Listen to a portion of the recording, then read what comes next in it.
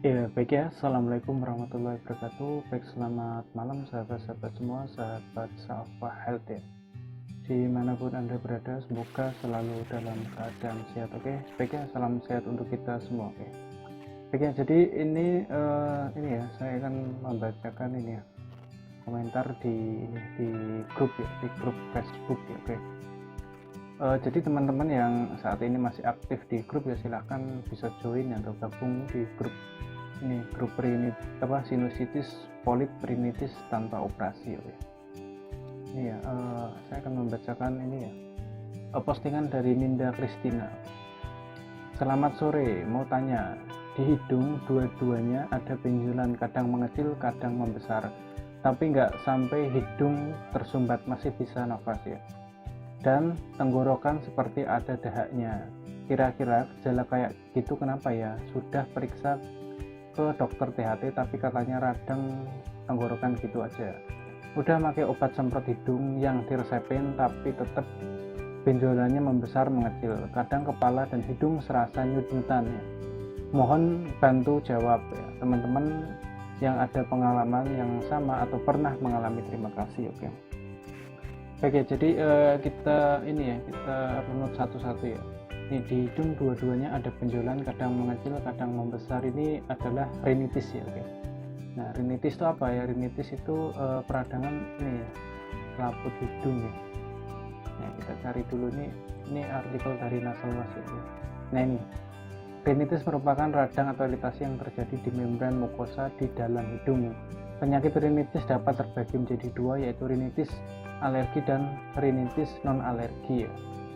Rinitis peradangan iritasi lapisan lendir hidung ditandai dengan pilek ya, hidung tersumbat bersin-bersin ya. Oke, ini yaitu ini adalah rinitis ya. Rinitis ya. Jadi ya ini rinitis ya. Periksa ke THT tapi katanya radang tenggorokan gitu aja. Nah, terus ini tenggorokan seperti ada dahaknya ya.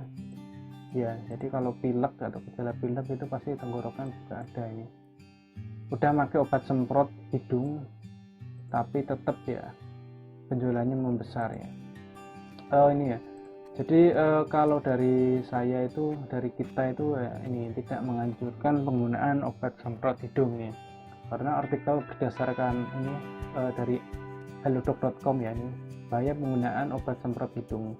Penggunaan jangka panjang dari obat ini bisa memicu terjadinya kondisi rinitis lebih kronis ya. Itu kan tadi adalah gejala rinitis ya. Ya biasanya kan diresepkan ini ya, obat semprot ya. Ya, tapi penggunaan jangka panjang itu bisa memicu rinitis lebih kronis karena akumulasi dari kandungan bahan obat semprot di dalam hidung ya.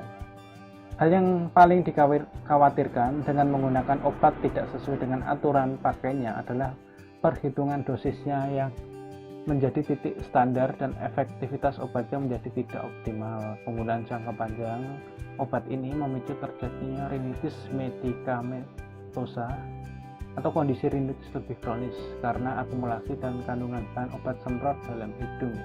Ya, jadi jangan tergantungan dengan obat ya, obat kimia ini ya.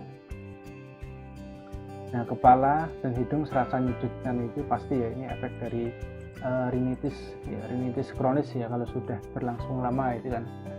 Nah, jadi rinitis ya, sinusitis itu berhubungan ya. Jadi biasanya kalau sinusitis itu kalau secara medis itu kan rhinosinusitis atau rinitis dan sinusitis ya. Jadi kalau sinusitis itu pasti ada rinitisnya ya secara umum ya. Oke, jadi ini ya, hindari obat semprot ini ya. Ya, terus kalau misalkan hidungnya kepalanya itu nyut-nyutan, ini efek dari ini ya, dari rinitisnya ya. Nah, solusinya apa ya? Kalau dari kami itu ya pasti solusinya ini irigasi nasal ya. Irigasi nasalnya aman ya, dilakukan setiap hari aman ya. Ibaratnya itu seperti cuci tangan biasa, jadi boleh dilakukan kapan saja dan berapa kali pun itu boleh. Ya, untuk standarnya itu ya, 1 kali sehari malam sebelum tidur. Cuma kalau untuk kronis ya, gejala kronis itu adalah gejala yang lebih dari 12 minggu, itu kita sarankan untuk dilakukan 2 kali sehari ya, malam sebelum tidur dan pagi bangun tidur ya. Ya, ini seperti ini ya. Jadi alatnya itu bisa menggunakan, ya terserah sih ya, teman-teman bisa menggunakan botol, atau kalau saya sih lebih nyaman menggunakan plastik seperti ini karena alirannya itu lebih deras ya. Jadi satu kali irigasi nasal ini ada 500 cc. Ini kalau menggunakan botol seperti ini ya.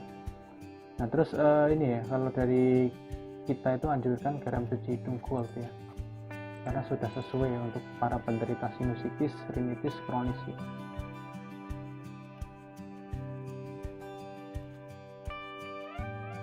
Nah ini seperti ini, ini botolnya 500 ml atau 500 cc itu ya. Oke, kita lanjut lagi apa ya, ini bahas ini rintis ya, bahaya penggunaan obat semprot ya. Oke, nah terus ini dari ya, ini nama channel bukan channel ya, nama akunnya ini saya nggak bisa bacanya apa ya. Dia mengirimkan gambar seperti ini ya, ini yang menjijikan, tapi saya juga pernah keluar seperti ini bau sekali ya. Nih, sepertinya saya kena sinusitis hidung udah setahun ini, meler dan bau busuk, ingusnya kental hijau ya. Selama ini saya belum pernah periksa ataupun minum obat. Setiap pagi kepala pusing. Tadi habis duhur keluar kayak gini dari hidung, maaf ya. Ini tuh bau ya. Ini kalau sinusitis kronis itu ini. Kalau hidung bau biasanya keluar ini. Oke, ini ingus hijau ya. Oke, kita ini dulu, telah dulu ingus hijau. Ingus hijau menandakan adanya infeksi pada tubuh. Warna hijau berasal dari sel darah putih mati. Artikel berdasarkan healthkompas.com.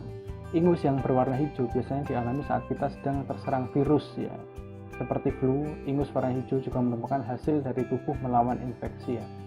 Jadi tidak apa-apa kalau ingus hijau itu berarti tubuh itu ada perlawanan ya. Nah, jika flu atau pilek yang menyebabkan ingus hijau tidak sembuh dalam waktu 10 hari ya, ada baiknya ke dokter. Bisa jadi ingus hijau dialami disebabkan oleh infeksi bakteri ya. Ini bakteri ya, jadi bau ya. Oke. Nah terus biasanya kalau sinusitis yang hidung bau ini ya, secara umum itu dia itu maksilaris ya. Oke. Nah terus sakit kepala itu efek dari sinusitis ya. Ini sinusitis dan sakit kepala. Tekanan tanpa henti dan pembengkakan di sinus Anda bisa menjadi gejala sakit kepala. Sakit kepala sinus terjadi karena infeksi sinus. Infeksi sinus menyebabkan tekanan dan rasa sakit di area wajah depan, kemudian berkembang menjadi sakit kepala ya. Sakit kepala karena sinusitis juga bisa berlangsung beberapa hari atau lebih lama ini. Sama juga yang saya alami dulu ya. Oke, nah terus ini ya, jadi kalau dia menderita seperti ini ya, emang kalau dari kita ya pasti harus cuci hidung. Jadi untuk membersihkan ini rongga hidungnya, rongga sinusnya ini ya. Ya pertama dilakukan cuci hidung ya rutin ya, seperti ini, seperti yang kita ajarkan ya. Kalau untuk garam ini silahkan cek di Tokopedia, Shopee, Lazada, TikTok pun ada ya, garam cuci hidung gold. Oke. Nah terus gini ya, cek juga ini ya, cek gigi geraham atas ya. Gini, karena sinus yang hidung bau itu kan menyerangnya ke maksilaris ya biasanya, dan itu hubungannya dengan ini gigi ya. Jadi sinus dan infeksi gigi, sinus dentogen disebabkan gigi geraham atas, akar gigi berada di rongga sinus maksila ya. Jadi tembus ya. Untuk gambarannya itu seperti ini ya. Jadi ini, nah ini kan dia gigi ya. Dia gigi ini sinus ya. Jadi nembus ya. Bentar ya. Bentar. Nah ini. Oke. Nah ini kan infeksi menjalar ini ke sinus maksila. Jadi ini ya, dia menyebabkan ini ya, ada nanah ya, tadi nanah dan mengalir ke hidung, bau ya misalnya. Dan saya pun setelah sembuh dari sinusitis ya dengan cara irigasi nasal ya. Oke, saya juga ini lakukan cabut gigi ya. Ini dulu ini cabut gigi saya ya. Ini saya cabut gigi di Semarang dulu nih. Nah karena memang gigi geraham atas saya sudah rusak parah ya. Jadi memang harus dilakukan cabut gigi ya. Ini agak ngeri ya. Sakit sekali. Cuma ini memang harus dilakukan cabut gigi, kalau tidak ya nanti akan kambuhannya.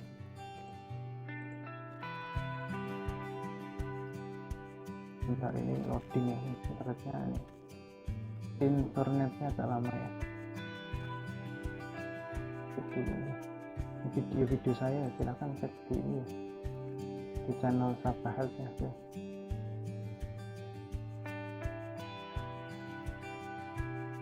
Nah ini ya, jadi cek ya, jadi kalau misalkan ada gigi geraham atas ya, pokoknya hubungan dengan sinus gigi geraham atas masalah ya, dicek ya. Disembuhkan dulu sinusnya dengan irigasi nasal ya, seperti ini. Oke. Nah terus periksa ke dokter, kalau dia udah parah ya harus dicabut ya. Jadi tanda kalau udah parah itu biasanya kalau kita makan itu suka ada ini ya, sisa makanan yang nyangkut di gigi gitu ya. Nah itu menyebabkan gigi itu bau busuk ya. Nah terus menyebabkan sinusnya ini, sinus maxillaris kronis ya, endogen. Yaitu ya, ini ya cukup sekian untuk ini video kali ini ya. Teman-teman kalau misalkan ada pertanyaan atau ada yang ingin didiskusikan ya silahkan tuliskan di kolom komentar, insya Allah akan saya balas ya. Ya sekian, assalamualaikum warahmatullahi wabarakatuh.